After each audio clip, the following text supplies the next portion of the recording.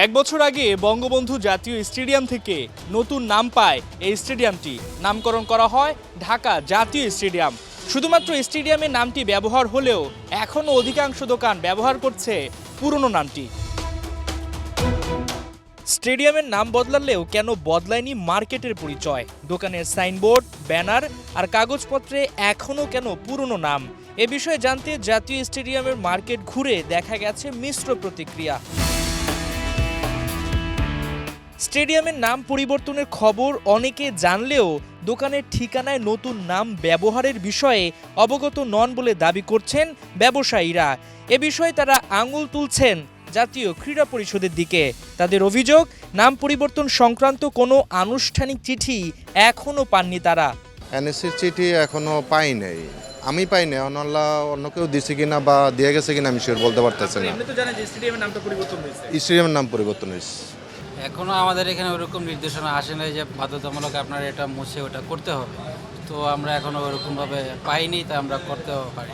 এখন তো আমাদের কোনো ডিগলার দেয় না। এখন আমাদের মার্কেট থেকে নির্দেশনা আসলে সেটা তো আমাদের অবশ্যই পালন করতে হবে। হ্যাঁ, সেখানে যদি আমাদের নোটিশ দেয় সেক্ষেত্রে আমাদের অবশ্যই মানতে হবে। তবে চিঠির অপেক্ষা না করে কিছু দোকান মালিক নিজ উদ্যোগেই নতুন নাম ব্যবহার শুরু করেছেন। নিজ উদ্যোগেই আমরা ভিজিটিং কার্ডও চেঞ্জ করছি। ওই আগের একেবারে সাবেক যে নাম ছিল ঢাকা ন্যাশনাল স্টেডিয়াম, সেই নামটাই আমরা ভিজিটিং কার্ড প্লাস হচ্ছে আমাদের সাইনবোর্ডেও। আমরা কোনো লিখিত অফিসিয়ালি কোনো কারো পক্ষে থেকে কোনো চিঠি বা কোনো নোটিশ পাইনি।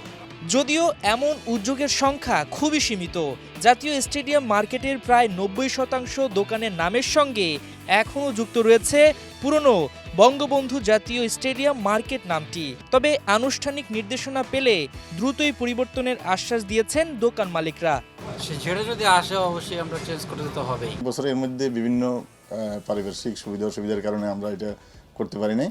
তো যেহেতু এটা আমরা নোটিশ পাইছি, আমরা এটা তাড়াতাড়ি করে ফেলবো। অবশ্যই করে ফেলবো। সবাই যেভাবে চলে আমার তো সেভাবেই চলতে হবে। এক বছর আগে শুধু প্রজ্ঞাপন জারি করেই যেন দায়িত্ব শেষ করেছে জাতীয় ক্রীড়া পরিষদ। বাস্তবায়ন তদারকির ঘাটতি স্পষ্ট। তবে ৭১ খেলাযোগকে জাতীয় ক্রীড়া পরিষদ জানিয়েছে ২৪ ঘন্টার মধ্যেই দোকান মালিক সমিতিকে নতুন নাম ব্যবহারের নির্দেশনা দিয়ে চিঠি পাঠানো হবে। হাসান সজীব, ৭১।